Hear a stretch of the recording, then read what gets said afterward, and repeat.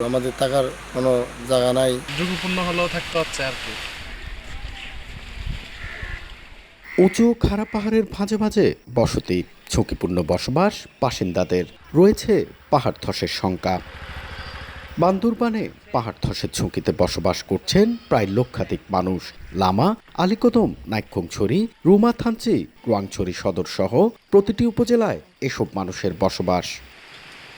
ভৌগোলিক কারণে পার্বত্য এলাকায় পর্যাপ্ত সমতল ভূমি না থাকায় দরিদ্র অসহায় মানুষ স্বল্প টাকায় জমি কিনে পাহাড়ের পাদদেশে বসতি স্থাপন করে।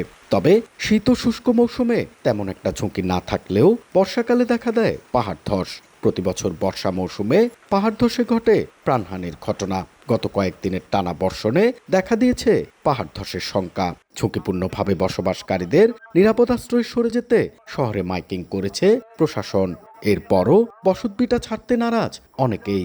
আতঙ্কিত, কিন্তু আমাদের থাকার কোনো জায়গা নাই, পরে তো আমরা এখানে থাকতেছি। পাহাড়ে থাকা ছাড়া তো উপায় নাই, আপনার ঝুঁকিপূর্ণ হলেও থাকতে হচ্ছে আর কি। এখন যাবে কোথায় এতগুলো মানুষ? পানি ঢুকে তারপরে ঘর ভেঙে পাহাড় ভেঙে পড়বে, ওরকম আশঙ্কাতেই আছি। নগদে 500 টাকা বা তার বেশি পেমেন্টে পেতে পারেন ঢাকায় জমিসহ 20 কোটি টাকার পুরস্কার।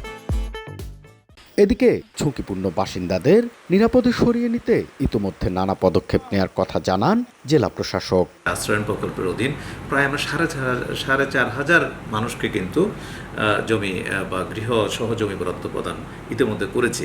আমাদের অবশ্যই এরকম যদি আমাদের দৃষ্টিগোচর হয়, অবশ্যই আমরা সেই ধরনের ব্যবস্থা নেব। সরকারি তথ্য মতে বান্দরবানে গত 5 বছরে পাহাড় ধসে প্রাণ হারিয়েছেন অন্তত 63 জন। এন এ জাকির, সময় সংবাদ, বান্দরবান।